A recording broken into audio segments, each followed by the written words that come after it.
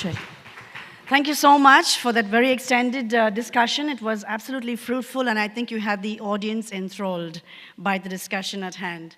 Well, before we go for lunch, we still have a small certification of fellowship distribution. Ladies and gentlemen, this is these certificates of fellowship for the Foundation for International Taxation was evaluated by an independent jury of 4 judges, Sushil Lakhani, Mayur Nayak, Ameya Kunte, and Mr. Naveen Vadhva. This was, excuse me, they were evaluated, and this is how they came forth with these certificates. We have 3 of them to be distributed today. I would like to call on the trustees, Mr. Sachin Menon, Mr. Sunil Lala, and Mr. Kuntal Dave. I would also like to call on the Honorable Justice Mr. Sikri, and also Mr. Mr. Sunil Lala and Kuntal Dave. I mentioned all their names. Mr. Pramod Kumar, please come, sir, please come.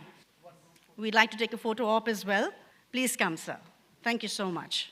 I will read out the names. We've just got 3 certificates. I will read out the names, and accordingly, we will have each of our trustees hand over these certificates to these esteemed people. Thank you. Well, shall I read out the first name, Pranoy? All right. This is to certify that Radhika Karadkar has been selected as a Fellow of the Foundation for the year 2022. Can I have Radhika Karadkar, please, in the house? Please give her a big hand, ladies and gentlemen.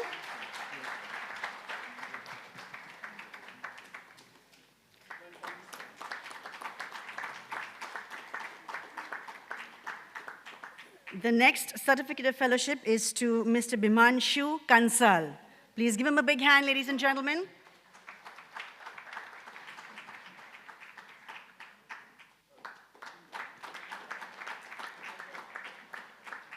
And the third one is to Mr. Vansh Varmani. Congratulations to all 3.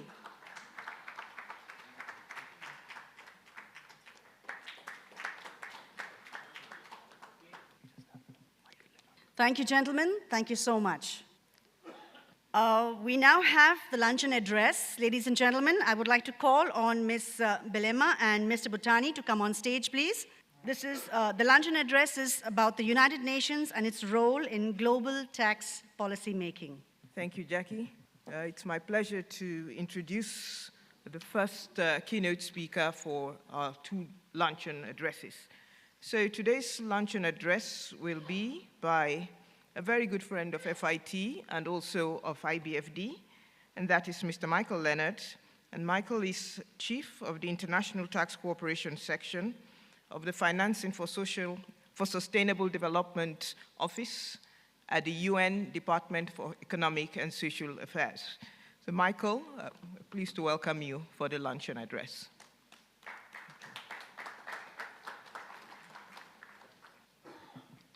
Thank you very much. I'm determined not to have the lunch delaying address, so I'll give a short presentation, but all the key things. Now, I have some slides, if they can be brought up, but otherwise it's not essential. What I wanted to do, I thought the best thing I could do to assist you is to give you a little bit of a understanding of what's been happening in the UN in the last year or so on tax cooperation, because there's a lot of misunderstandings out there, a lot of uncertainties, which is not surprising because the diplomatic world of the UN is a very unique environment.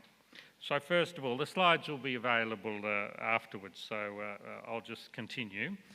First of all, at the end of 2022, it was the last working day, effectively, of the UN. There was a General Assembly resolution, and the key points, as probably most of you know, are that there was a request from the Secretary-General to basically examine options for improving the inclusiveness and effectiveness of international tax cooperation. And it was actually a consensus decision, and that's often misunderstood. It wasn't a majority decision, it was a consensus decision. What that means is not that everyone's entirely happy with the result, and it was broadcast when it was presented, and some countries indicated they were not happy with the result, but they didn't feel so strongly that they had to call for a vote. And the important aspect of that, I think, for us is it recognised that intergovernmental discussions on international tax cooperation should begin in the UN. And that was new because many of you have made great contributions. I see Rajat down there and Razmi, Pramod, TP and others towards the UN Tax Committee work, which is people acting in their personal capacity. So this is different. It's saying this should be intergovernmental. But what it left open was, well, what should happen in the UN? Should it be a convention, a treaty instrument, or should it be something else, such as a framework for discussion that wouldn't actually result in a treaty? And it left that open. It asked the Secretary-General to do a report. We did that report. And that, again, is a little bit misunderstood. First of all, it's a very short report because the statutory requirements within the UN that these reports have to be about 20 pages long because they get translated into the 5 official languages of the UN. And its purpose was not to talk about the good work that was being done, for example, by the OECD, which no one doubts, even by the UN. What it was really saying is there any forum that is truly inclusive and effective? And it reached the conclusion, and different people will have different views on this, that no, there wasn't, because there wasn't any forum where you had full participation as a country as of right and without preconditions, without the agenda having been set, without the conditions in terms of paying money to be able to participate, without minimum standards and so forth. And that wasn't a criticism of some of the good work that's been done in, for example, the inclusive framework. It was just a recognition that there are limits on that process. And indeed, it also recognised that the UN process, the committee, much as we think it's a really good process, was not sufficiently inclusive. Not every country can join it. It's a limited body and it's not governmental. So when you read that report, which I think you do, you should, then bear that in mind. And it gave 3 basic options. One is a comprehensive, I'll call it a comprehensive tax convention. Within the framework of the UN, it concluded that the only way, again, people will differ on this, the only way in which you could reach that full inclusiveness is through the UN, because of the 193 member status, the participation of people from those countries in the Secretariat and so forth. That was the first option. The second option was a framework convention, which could have some parameters, such as, the importance of addressing double non-taxation as well as double taxation. Possibly it could, and this is not in the report, but possibly it could stress, as is stressed in the latest resolution, the importance of effective dispute resolution for all stakeholders. So that's a bit of an open area as to what would be in the framework, and then you would have protocols on specific issues. And I'll talk about some of them that are being discussed shortly. That report was lauded by some didn't find it quite so attractive, but it was picked up by the most recent resolution, which was driven from Africa. This is member state driven. This is not driven by the UN Secretariat. It's not driven by the UN Tax Committee, and a lot of the really good work in this area is being done at the level of the developing countries, and Africa in particular took the lead on this. So the resolution basically decided, no, the resolution has gone through the second committee of the General Assembly, and that's the one that deals with budget and financial issues. It will still, towards the later in this month, it will go before the plenary of the General Assembly. We don't have any reason to believe that any vote would not be a similar vote, and it could even be a consensus. That may not look so likely at the moment, but we believe that it's likely to effectively confirm the vote in the budgetary and financial, the second committee of the General Assembly. So it is actually quite a stark vote. You see the numbers there, 125 for the resolution, which was actually a modified resolution because the Africans took on board some of the comments that were made from I'll say the developed world, mainly it was Europe and other OECD countries, and they tried to factor that in. But what they did not compromise on was they wanted a framework convention. Initially, they'd asked for a comprehensive convention, but they wanted a convention.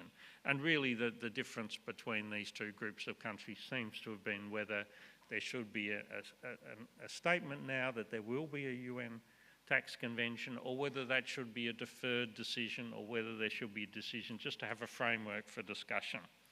48 countries voted against the African resolution, nearly entirely Europe and other OECD countries. 9 abstained, including a few OECD members. And the abstention's always interesting to look for, because I think that's where some of the bridge building will be seen. India voted for the resolution and was quite a strong advocate in terms of supporting the African resolution. And India, I think, will play a really important role as building some of the bridges, because it is a stark reminder that this is an issue on which the global north and the global south are really divided. I don't think personally that it was necessarily a bad thing that the vote came through as it did, but I think it shows that now the process of building the bridges has to begin, now that the positions have been made clear. And that's going to be a challenge, but also it is an opportunity. The things which I think might be of special interest to you in that resolution are that it recognises, as did the Secretary-General's report, the importance of, and I'm quoting it now, robust processes to prevent and avoid tax disputes, and reminding they shouldn't be too costly for developing countries. Often when you see that, it's developing countries have seen the costs of investment arbitrations and are worried about the cost. And again, the OECD has done some good work in terms of trying to build some confidence on some of those issues.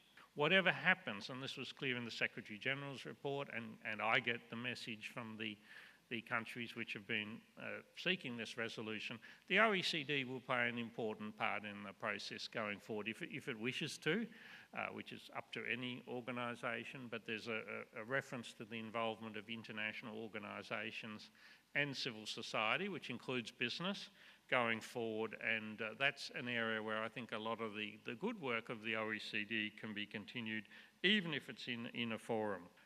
A lot of the discussion has been that maybe the UN should focus on capacity building, and everyone recognises capacity building is important, including capacity building in how to engage effectively in multilateral tax negotiations, which is an art in itself.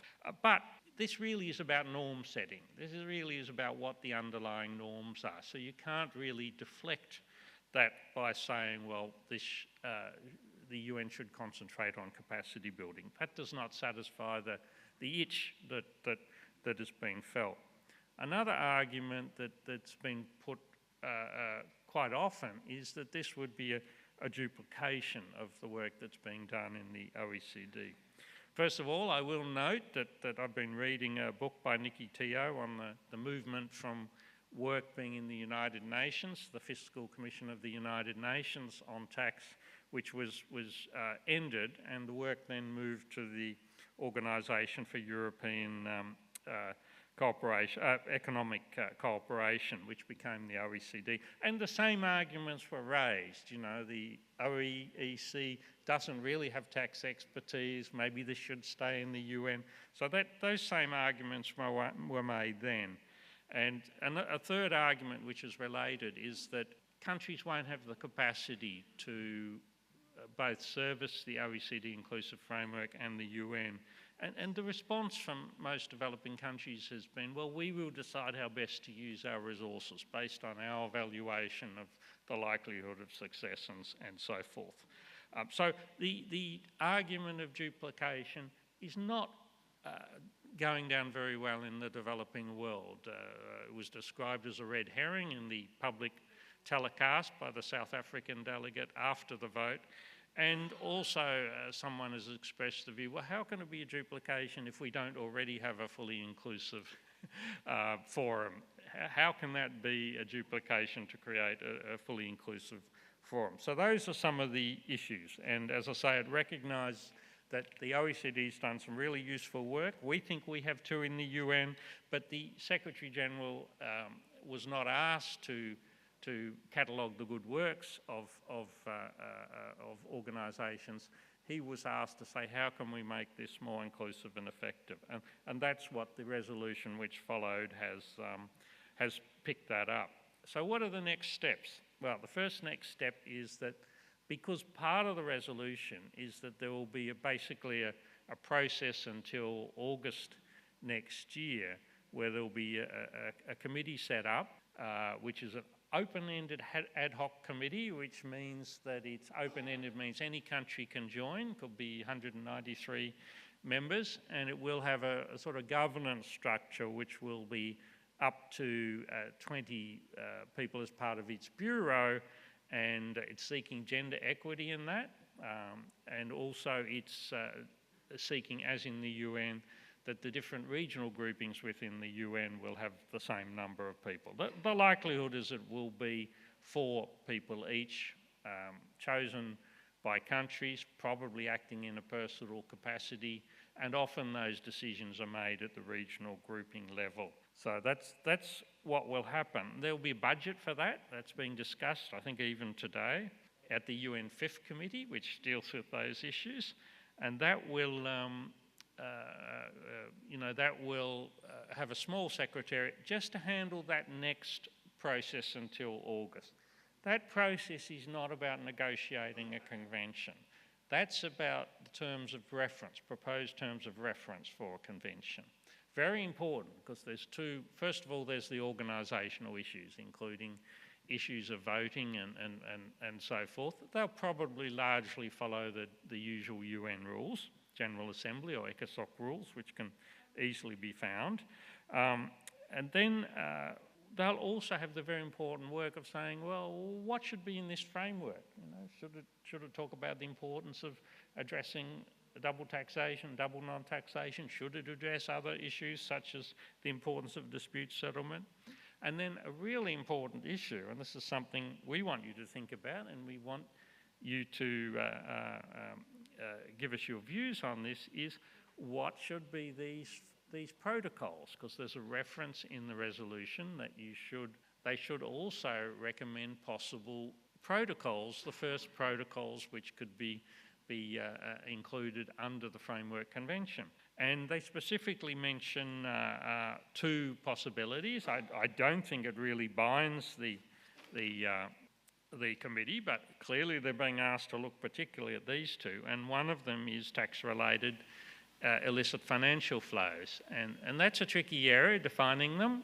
Sometimes they're defined to be flows which are illegal, sometimes they're not necessarily illegal, covering both tax evasion and tax avoidance, but basically this has been a real driver to this process in Africa, because there's a feeling that the tax-related illicit financial flows, usually the illicit financial flows, one way in which they can be illicit is through the way in which the money is transferred and the way in which the transactions occur, and that's where the tax-related illicit financial flows arise. And this is seen as, first of all, preventing domestic resource mobilisation for development, but also it's seen as undermined confidence in the system. When you want to get your personal taxpayers to pay the correct amount of tax, if they think that multinationals are earning a lot of money in the country and not paying tax, will that have a tax morale aspect, to use the term which was used earlier. So that's one likely first protocol, but can't preempt what this group will say. The second is cross-border services. It doesn't specifically refer to digital services, but obviously this has been an issue. And 12B and 12A and 12B, Indians in the tax committee have made a great personal contribution. Rajat and Razmi are here. They know more than most living people on, or probably all living people on 12B in particular. That's obviously an issue which will arise, and I'll just say that the fact that there aren't many treaties with 12B in it, it's not really surprising. First of all, it was a 2021 change to the model. The negotiation of tax treaties is generally secret till they're completed and signed, but we do know that a lot of developing countries are telling us this is in our model, we want to have training on it, and it's something that they're being very influenced by. So we'll see how the pan out is. Maybe they're delaying a bit to see what happens with the multilateral convention. And also they have to negotiate it, and that's not always going to be easy. We have on track a fast track instrument which will try to make that sort of process of negotiation a lot quicker. And that's something, as I said, that one of the things that I really like about this resolution, which I think is very well crafted, is that as part of this next process, they talk about the involvement of international organisations and civil society, which has a broad meaning to include business and advisors, in accordance with established practices. Now, there's all sorts of established practices, and that's one of the things we're looking for to assist the work going forward. What sort of inputs you'll be able to give, whether you'll be able to be in the meetings and so forth. We expect the meetings will be telecast, by the way. Don't hold me to that, but that looks likely to be the case. And I think transparency is something that really has been important to this work. Transparency of the organisational structures, the deliberative structures, transparency of what actual decisions have been made. And that's as always, going to be challenging. Some things you have to talk about in small groups, but that will be important. So that group, that committee, will report in August next year. That will get translated into the 5 languages of the UN. It will go back to the General Assembly for a decision on that report. Then you have the issue if they decide, and I'm not preempting anything, to continue with this process in the way that was recommended or in some other way. Then you have the issue of the budget part 2, as I call it on the slides.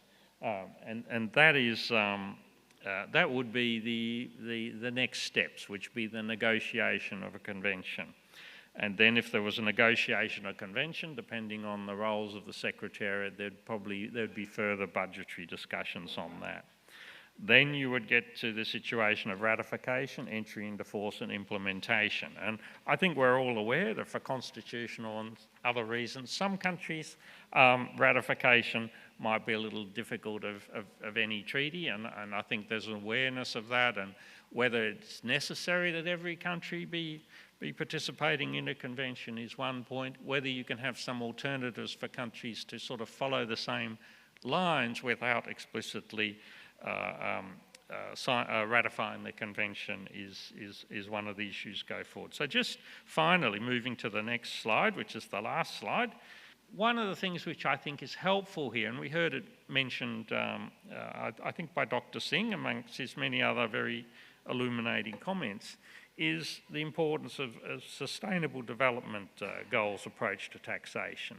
And this is something we think actually is a way of dealing with this problem. One of the things that struck me about issues of Pillar 1 and Pillar 2 is you can't look at them outside their context. You can't look at them without thinking, well, how does this relate to trade? How does this relate to investment? A lot of tax issues at the moment, how does this relate to the environment and what we're trying to do? Because the sustainable development goals approach to taxation means not only trying to put everything in the context, which will mean occasionally that tax people have to recognise that they will have to learn from what's happening in other areas like environment treaties, where you can, for example, have common but differentiated responsibilities between different countries. WTO, where they put in enormous effort to try to make sure that developing countries could participate fully in the dispute resolution system. And this all stems from what we read what we understood when the Secretary General's report was done, was what was being asked for is not just being at the table, what I call nose to tail inclusiveness, that, you know, when the initial decisions, what are we negotiating about? are made, when the alternatives are given, when the options are given to you. You know, the election of relevant bodies and decision-making bodies, the processes for those, the ways in which, and this is quite challenging, people who English may not be the first languages, how can they fully participate in a fast-moving process? How do you ensure inclusiveness in dispute settlement?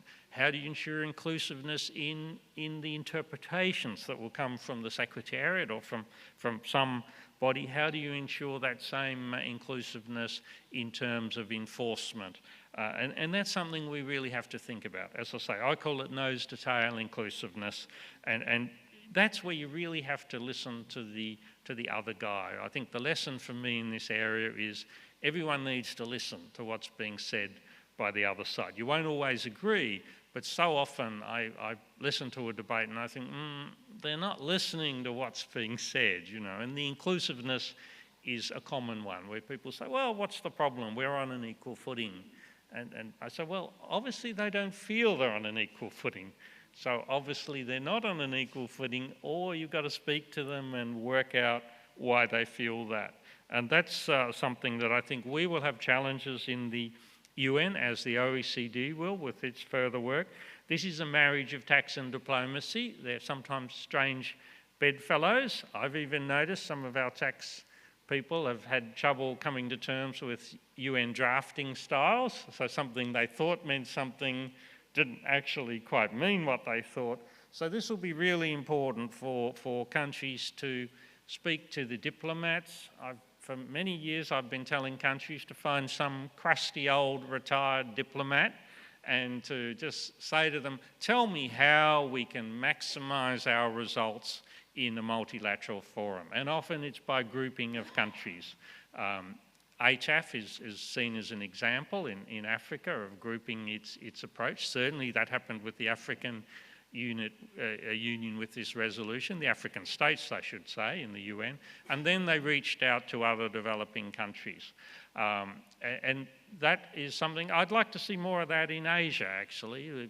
There's Qatar in Asia, but there's no permanent secretariat which tries to deliver either a common Asian view. That might be difficult, but it's difficult in Africa, it's difficult in Latin America and the Caribbean, where they're just starting a new forum with a secretariat, a permanent secretariat. And that's something where I personally, as someone from Australia, have always wanted to see something in Asia where countries with a common purpose can leverage off that commonality.